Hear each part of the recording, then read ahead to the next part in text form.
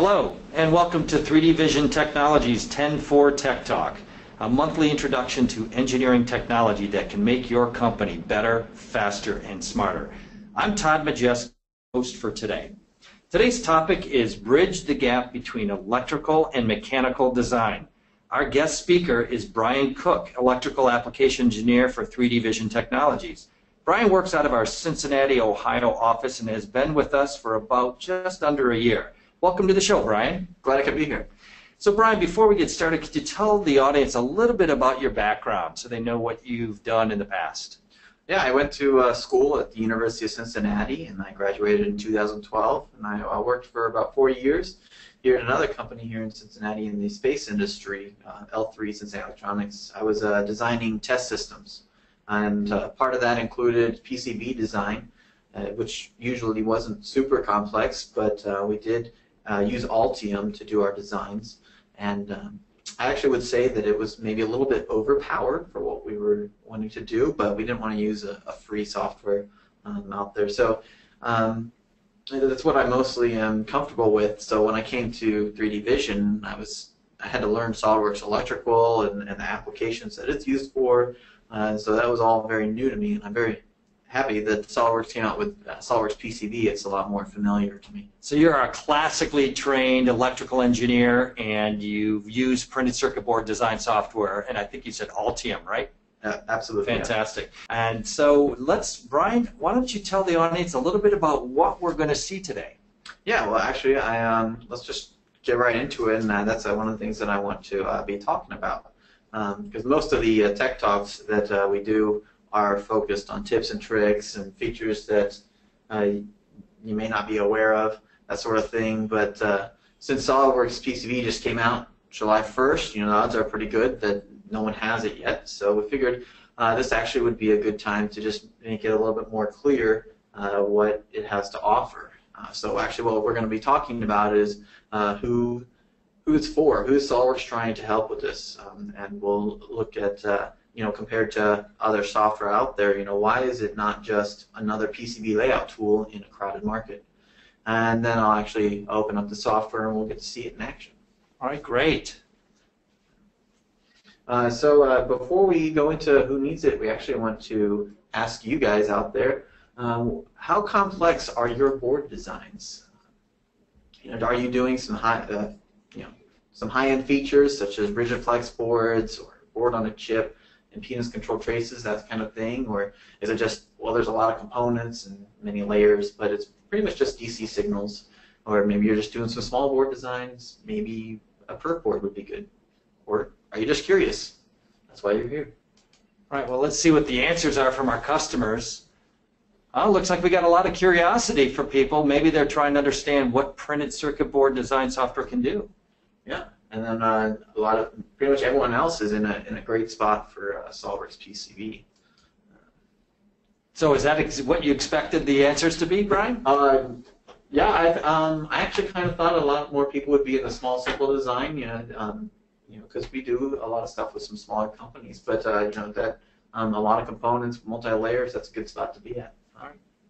Yeah, there's of course, various levels of software out there on the low-end side. They're very inexpensive and sometimes even free.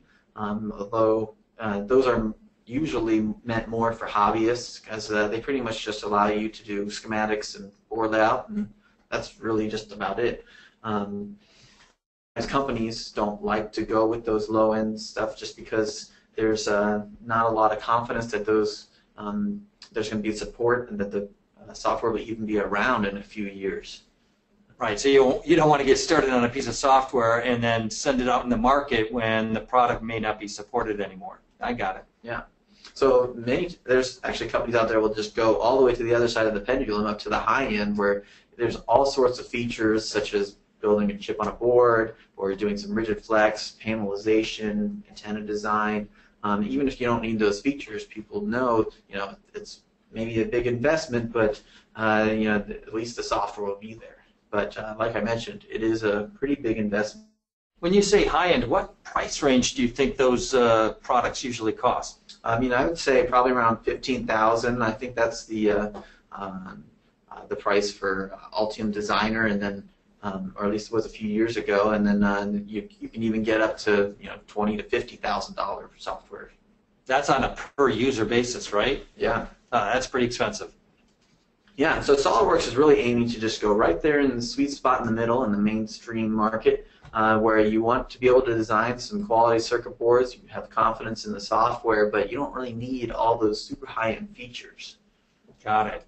So it's really trying to attract that market of people that are doing printed circuit board design, and they want to fit it inside their mechanical assembly. Yeah, one of the markets that SOLIDWORKS really thinks would be a great fit would be the Internet of Things, since that's really taken off right now.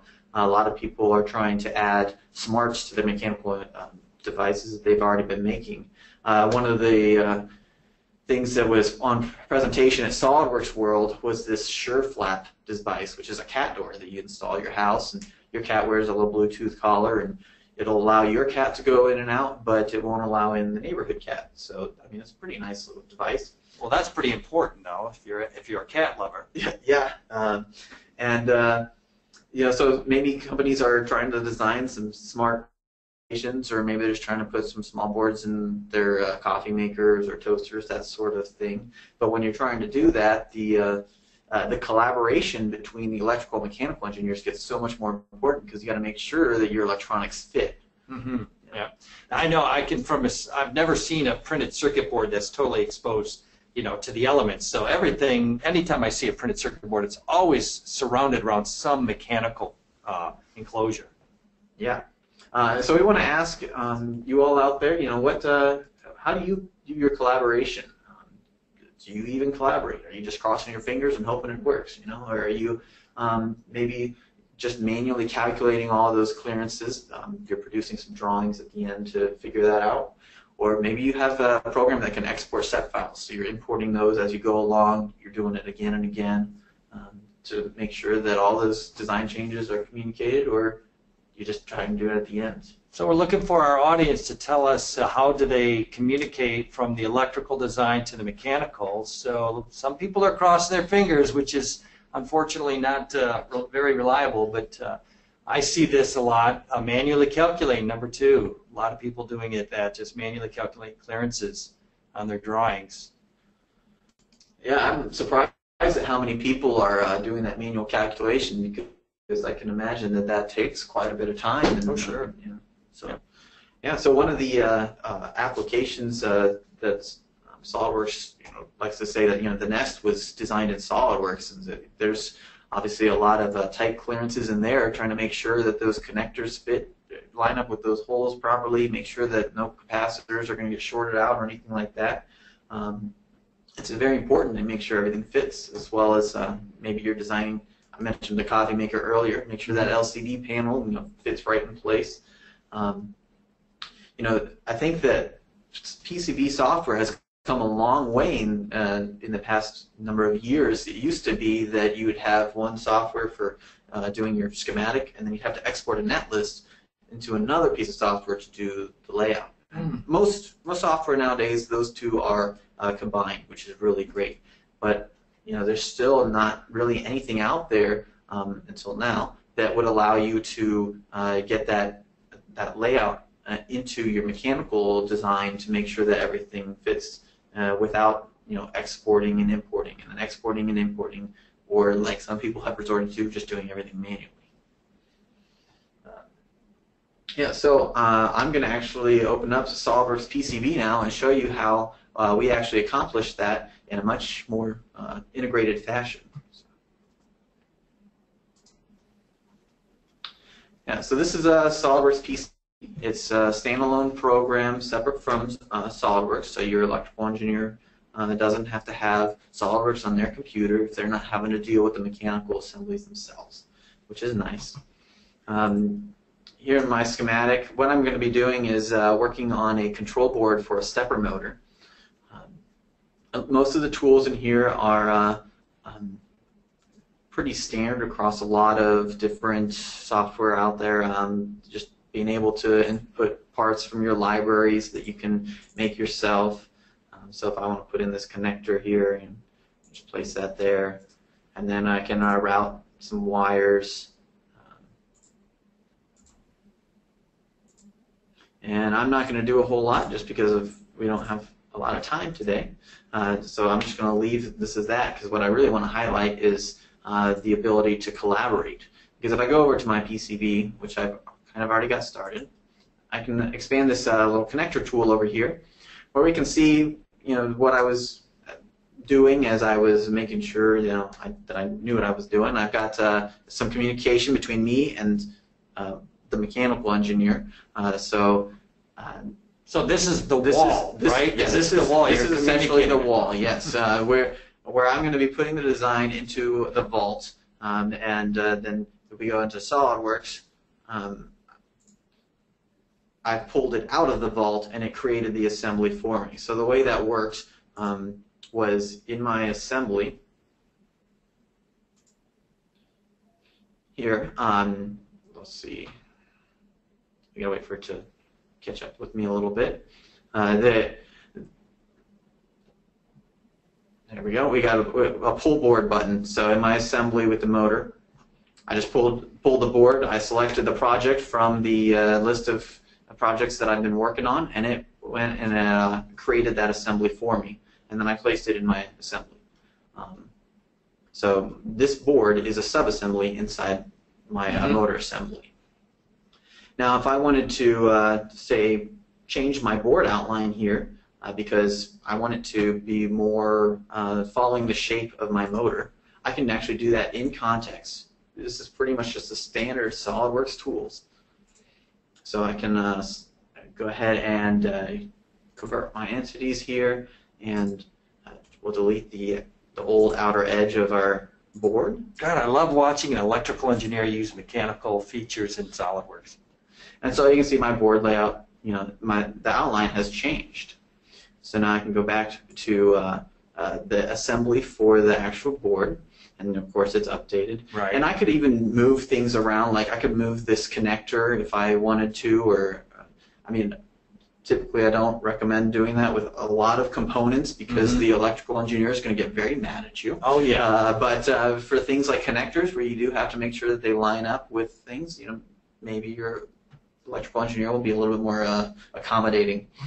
So I've made a change, and I want to actually push that into the vault, and I'm going to go ahead and make a little note here that I changed the outline. I love this collaboration window. It allows you to record what changes you're making, so you really are using this to communicate to the electrical engineer what you're doing. Yeah, and so I don't even really have to worry about sending an email, because if I go back into SolidWorks PCB, the electrical engineer, I see this little window here that says that a change has been detected. Nice. So I can view the change. It's going to pull everything from the server, and if I just select it, I can see a preview of what was changed. And so I say, okay, that's fine with me. I'll go ahead and accept it. I'm just going to apply that change. So you could actually you could reject that change if you found out that the change was too dramatic, then go up out of your chair, walk over to the mechanical designer and say, hey, you cannot do that to my circuit board. Well, that would be an option, but if you don't feel like getting a little exercise, you could actually just push back into the vault just a message that says, hey, that's not going to work. Right. Instead of sending that flaming email, which everyone hates. Okay. All right, so I want to actually pull in that new connector that I had put in my schematic. So it appears over here. I'm going to move my my components around a little bit to give it a little bit more room. And we'll put this connector over here, rotate it. And I'm not going to actually take the time to route, because that's pretty much just like any other software tool out there. That's an automation That's an automation. Yeah, we have auto route, but we also, you can route just certain signals onto a component, or yeah. I'm sure some of our customers are going to ask, like, what other features are in here? Like, is there any kind of simulation? We do have some simulation. It's just very basic simulation, though. If you want to get into things like simulating your FPGA design or anything like that, that's the kind of thing that is going to appear in higher-end software that you end up having to pay for. Yep, got it. So you just made the change. Now you're pushing another little a chat window just telling the mechanical side when they look at this assembly and their side what changes have been made. Yeah, so let's go to our board. Oh, that's my full assembly. I want the actual board. And so I've got another alert that says a change has been detected. All right, so I'm just going to just say that we accept it all, and what it's going to do is it's pulling all of the 3D part files that have been linked to the parts inside SOLIDWORKS, and it creates my assembly for me. Wow, this is all real time. Yep. Yep, that's awesome. Yeah, so now I can go back to my assembly over here, and I can rotate it around to make sure that the clearances are good. Okay, yeah, it looks like my pins aren't going to get shorted out, so you know, or if they were shorted out, I could use the SOLIDWORKS measurement tools, figure out how big do I need to make my standoffs and things like that. So I'm not having to manually calculate these clearances and figure it all out. So I know everything's going to work. Yeah, for our customers who know SOLIDWORKS, I mean, they use this for interference detection and clearance detection all the time, and then you can make their detailed drawings from here too. Yeah, I mean, and then even further along down the design process towards the end, if you wanted to start doing some thermal analysis, you could actually import the model of the board that includes the copper, and you can do some thermal analysis as well. Wow, that's perfect. Yeah. So that's pretty much what I wanted to show you, and just highlight the collaboration between the two tools and how easy it was to translate those changes back and forth between the electrical and the mechanical engineer. So there are, of course, people out there that already own other PCB layout software, and you know, they are trying to figure out, do they need to change to SOLIDWORKS PCB? There are a few options. Before we get into that, we're going to ask you, what software do you use currently? Yeah, I know there's a lot of products out there. I've done some searching on different products, and there's literally 10, 15 different products out there. So let's see what our customers are actually using mostly.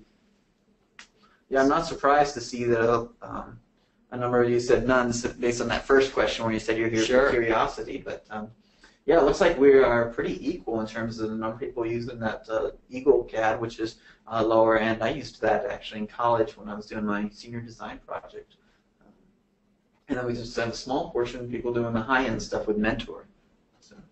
Yeah. And I've seen Altium. A lot of our current customers I've talked to in the past 6 months have Altium already. So what can our Altium customers have to do?